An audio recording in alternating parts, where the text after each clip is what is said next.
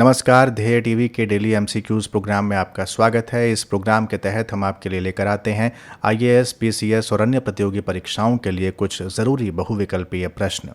आइए शुरुआत करते हैं और देखते हैं पहला प्रश्न। हाल ही में भारत सरकार के किस मंत्रालय द्वारा प्लास्टिक अपशिष्ट प्रबंधन संशोधन नियम 2021 को अधिसूचित किया गया है? आपके ऑप्शंस हैं ए जल संसाधन मंत्रालय, बी पर्यावरण वन एवं जलवायु परिवर्तन मंत्रालय, सी पृथ्वी विज्ञान मंत्रालय या डी सूक्ष्म लघु एवं मध्यम उद्योग मंत्रालय। इसका सही उत्तर है बी पर्यावरण वन एवं जलवायु परिवर्तन मंत्रालय। केंद्रीय पर्यावरण वन एवं जलवायु परिवर्तन मंत्रालय ने स्थलीय एवं जलीय इकोसिस्टम पर फैले हुए प्लास्टिक के कचरे को ध्यान में रखते हुए प्लास्टिक अपशिष्ट प्रबंधन संशोधन नियम 2021 को अधिसूचित किया है। ये नियम साल 2022 तक कम उपयोगिता वाले और पर्यावरण की दृष्टि से हानिकारक सिंगल यूज प्लास्टिक वस्तुओं को प्रतिबंधित करते हैं। इस नियम के मुताबिक 30 सितंबर 2021 से प्लास्टिक कैरी बैग की मोटाई 50 माइक्रोन से बढ़ाकर 75 माइक्रोन कर दी गई है और 31 दिसंबर 2022 से इसे 120 माइक्रोन किया जाएगा। प्रश्न संख्या 2। इप्सा के संदर्भ में कौन सा या कौन से कथन सत्य हैं? 1. इप्सा का कोई मुख्यालय या स्थायी कार्यकारी सचिवालय नहीं है। 2. इप्सा फंड का प्रबंधन UN office for south south cooperation द्वारा किया जाता है। आपके ऑप्शंस हैं ए केवल कथन 1 सही, बी केवल कथन 2 सही, सी 1 और 2 दोनों सही या डी 1 और 2 दोनों गलत। इसका सही उत्तर है सी 1 और 2 दोनों सही। हाल ही में भारत द्वारा भारत, ब्राज़ील, दक्षिण अफ्रीका यानी इप्सा के पर्यटन मंत्रियों की वर्चुअल बैठक का आयोजन किया गया। यहाँ ध्यान देने वाली बात यह है कि इप्सा का कोई मुख्यालय या स्थायी कार्यकारी सचिवालय नहीं है। इप्सा साउथ साउथ कोऑपरेशन और एक्सचेंज को बढ़ावा देने के लिए भारत, ब्राज़ील और दक्षिण अफ्रीका के मध्य एक त्रिपक्षीय विकासात्मक पहल है जिसकी स्थापना साल 2004 में की गई थी। इप्सा के फंड का प्रबंधन संयुक्त राष्ट्र के office for south south cooperation द्वारा किया जाता है। प्रश्न संख्या 3। हाल ही में खबरों में रहा तपस पोर्टल किससे संबंधित है? ए शिक्षा, बी बैंकिंग, सी रक्षा या डी कराधान। इसका सही उत्तर है ए शिक्षा। हाल ही में सामाजिक न्याय और अधिकारिता मंत्रालय ने शिक्षा क्षेत्र से संबंधित तपस यानी training for augmenting productivity and services नाम का एक ऑनलाइन पोर्टल लॉन्च किया है। इसका मुख्य उद्देश्य प्रतिभागियों की क्षमता निर्माण के लिए प्रशिक्षण प्रदान करना और ज्ञान एवं कौशल को बढ़ावा देना है। ये एक मूक प्लेटफॉर्म है यानी massive open online course platform जिसमें रिकॉर्डेड व्याख्यान और ई अध्ययन की सामग्री होगी। इसमें 5 बुनियादी कोर्स जैसे नशीली दवाओं के दुरुपयोग की रोकथाम, जरा चिकित्सा, बुजुर्गों की देखभाल, मनोविकृति की देखभाल एवं प्रबंधन, ट्रांसजेंडर और सामाजिक सुरक्षा संबंधी मुद्दों पर व्यापक पाठ्यक्रम उपलब्ध कराए जाएंगे। प्रश्न संख्या 4। परमाफ्रॉस्ट के संदर्भ में कौन सा या कौन से कथन सत्य हैं? 1. परमाफ्रॉस्ट वो क्षेत्र है जो कम से कम लगातार 2 वर्षों से 0 डिग्री सेल्सियस से कम तापमान पर जमी हुई अवस्था में हो। 2. ये मुख्यतः उच्च पर्वतीय क्षेत्रों और पृथ्वी के उच्च अक्षांशों में पाए जाते हैं। आपके ऑप्शंस हैं ए केवल कथन 1 सही, बी केवल कथन 2 सही, सी 1 और 2 दोनों सही या डी ना तो 1 ना ही 2। इसका सही उत्तर है सी 1 और 2 दोनों सही।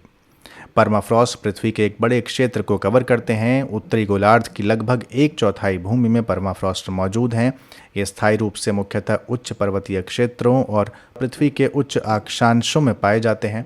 परमाफ्रॉस्ट मिट्टी में पत्तियां, टूटे हुए वृक्ष आदि बिना किसी खास क्षति के यानी बिना क्षय हुए सुरक्षित रहते हैं। यही कारण है कि यह क्षेत्र जैविक कार्बन से समृद्ध होता है।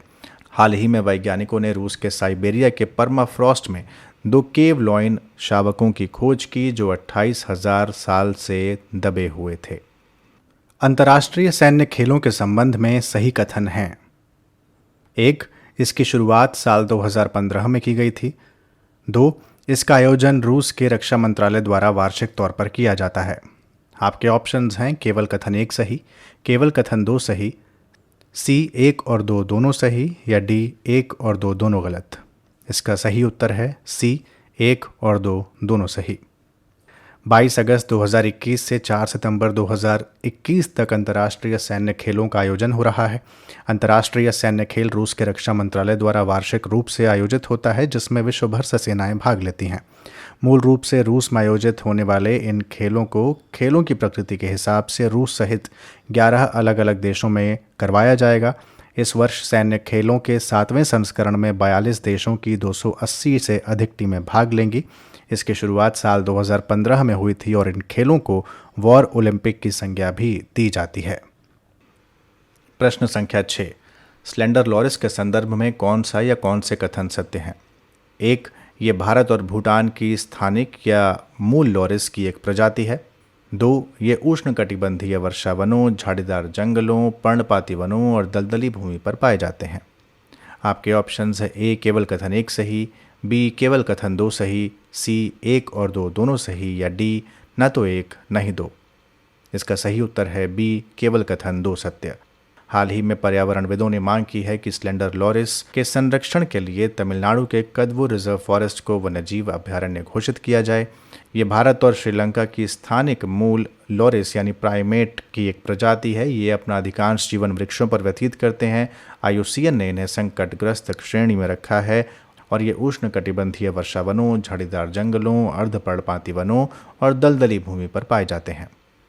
प्रश्न संख्या 7, हाल ही में किस देश में विश्व के दूसरे सबसे बड़े नवीनीकृत जीन बैंक का शुभारंभ हुआ? ए भारत, बी कनाडा, सी नॉर्वे, या डी चाइना। हाल ही में national bureau of plant genetic resources यानी NBPGR पूसा नई दिल्ली में विश्व के दूसरे सबसे बड़े नवीनीकृत राष्ट्रीय जीन बैंक का शुभारंभ किया गया। जर्म प्लाज्म की अत्याधुनिक सुविधाओं से लैस ये जीन बैंक कृषि और किसानों के लिए काफ़ी फायदेमंद साबित होगा। National bureau of plant genetic resources की बात करें तो नई दिल्ली के अलावा ये पूरे देश भर में अपने 10 क्षेत्रीय स्टेशनों के माध्यम से इन सीटू और एक्स सीटू जर्म प्लाज्म संरक्षण की आवश्यकता को पूरा कर रहा है। नॉर्वे के स्वॉलबर्ड ग्लोबल सीड वॉल्ट में दुनिया का सबसे बड़ा बीज संग्रह निर्मित है। प्रश्न संख्या 8, केंद्रीय वस्त्र मंत्रालय द्वारा देश के 10 शहरों में हथकरघा डिज़ाइन संसाधन केंद्र स्थापित करने का निर्णय लिया गया। निम्न में से कौन सा शहर इसमें शामिल नहीं है? ए कोलकाता, बी भागलपुर, सी पानीपत, या डी गोरखपुर। इसका सही उत्तर है डी गोरखपुर। वस्त्र मंत्रालय ने देश के 10 शहरों यानी कोलकाता, चेन्नई, बेंगलुरु, हैदराबाद, कन्नूर, इंदौर, नागपुर, मेरठ, भागलपुर और पानीपत के बुनकर सेवा केंद्र में डिज़ाइन संसाधन केंद्र स्थापित करने का निर्णय लिया है। इन शहरों में गोरखपुर शामिल नहीं है। ये केंद्र राष्ट्रीय फैशन प्रौद्योगिकी संस्थान यानी NIFT द्वारा स्थापित किए जाएंगे।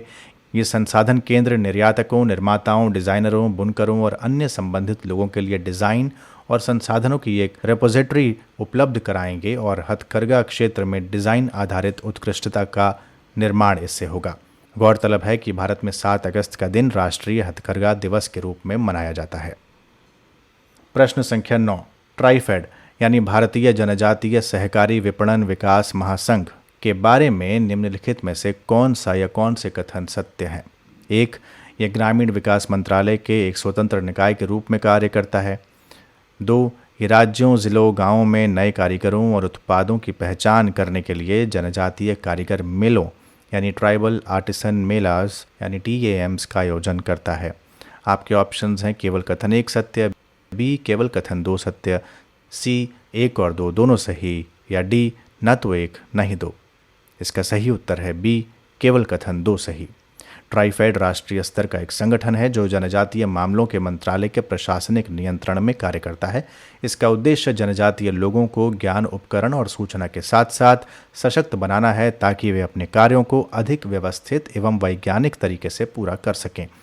यह न्यूनतम समर्थन मूल्य के माध्यम से लघु वनोत्पाद की मार्केटिंग करता है तथा ऐसे उत्पादों की मूल्य श्रृंखला के विकास के लिए जनजातीय पारिस्थितिकी तंत्र से ये जुड़ा हुआ है। आज का अंतिम प्रश्न, प्रश्न संख्या 10, संवाद कार्यक्रम के विषय में निम्नलिखित में से कौन सा या कौन से कथन असत्य हैं? 1, ये कार्यक्रम स्वास्थ्य एवं परिवार कल्याण मंत्रालय द्वारा आरंभ किया गया है। 2, इस कार्यक्रम का कार्यान्वयन राष्ट्रीय मानसिक स्वास्थ्य और तंत्रिका विज्ञान संस्थान यानी निमहंस द्वारा किया जा रहा है। ए केवल एक, बी केवल दो, सी एक और दो दोनों गलत, या डी न तो एक न ही दो। इसका सही उत्तर है ए केवल कथन एक असत्य। संवाद यानी support advocacy and mental health interventions for children in vulnerable circumstances and distress कार्यक्रम महिला एवं बाल विकास मंत्रालय द्वारा आरंभ किया गया है, न कि स्वास्थ्य एवं परिवार कल्याण मंत्रालय द्वारा। ये उन बच्चों के मानसिक स्वास्थ्य की देखभाल करता है जो बच्चे तस्करी के शिकार हुए हैं या अनाथ हैं। निमहंस के बारे में बात करें तो ये स्वास्थ्य एवं परिवार कल्याण मंत्रालय के तहत एक स्वायत्त संस्थान के तौर पर कार्यरत है। तो ये था आज का डेली एमसीक्यूज़। आपके प्रश्न कितने सही हुए और कितने गलत, आपको ये कार्यक्रम कैसा लग रहा है, ये दोनों बातें आप मुझे कमेंट बॉक्स में ज़रूर बताएं। जल्द हाजिर होंगे नए कार्यक्रम के साथ। इजाज़त दीजिए, नमस्कार।